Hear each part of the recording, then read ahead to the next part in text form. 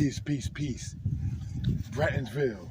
Here in the 1760s settled the brothers William Robert and Hugh Bretton, who fought in the Revolutionary War. Now, for those who are familiar, the Revolutionary War was between the British and the American colonists, which is peculiar because the American colonists descend from the British. 1/4 mile east of here at James Williamson's was fought the Battle of Williamson's Plantation on July 12, 1780. Now, we want to point out South Carolina, where we are currently at, ladies and gentlemen, brothers and sisters, right? South Carolina became a colony in 1663. South Carolina became a state in the year 1776. So now if we're talking 4 years after that, and we're talking after 100 years, it became a colony.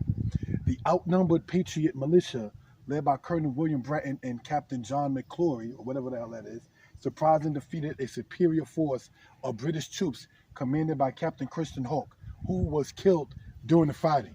In the subsequent rout and pursuit, Colonel Bretton's house became the scene of action. This was the first check to the British after the fall of Charleston.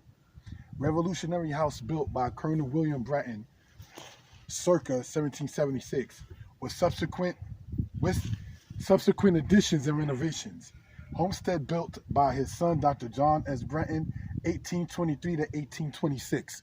Now, we want to point out, for those familiar, the situation with the Amistad, that was in the year 1839.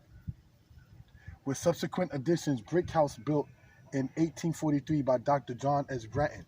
Brettonsville Post Office here, 1818 and 1852. Site of Brettonsville Female Seminary, 1840 to circa 1860. So this right here is just showing dates in that regard of what we're talking about.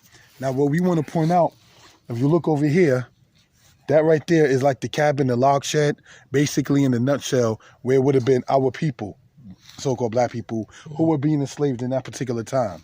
All right?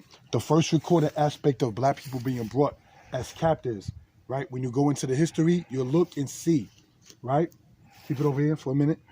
You'll look and see, told my friend, good and well, that it was in 1526. Not on there you'll see it, but for those who did the studies. Now, we want to pay attention to this thing over here with the pillars. Now, for us from the north, when we see something like this, and you see them pillars and all of that, it sets off an idea of what we were dealing with and what we were looking at. You understand that, along with that, and so forth with the word plantation. And remembering, brothers and sisters, ladies and gentlemen, that South Carolina became a colony in 1663. The first slave ship that was recorded coming over to the Carolinas was in the year 1526. South Carolina in 1860, 1861 actually is the one who set off the Civil War when they bombed the people that was over with the cannons in Sumter, South Carolina. How far are we from Sumter from here, brother? I would say about 2 hours. We're about 2 hours or so from Sumter.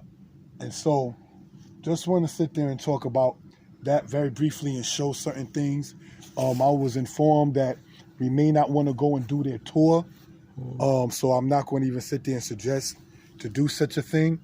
Even though for those who knew or know what in the world happened during slavery, we know exactly what it was. They used to put gunpowder, excuse my language, in a black man's rectum and call it blast the black's ass.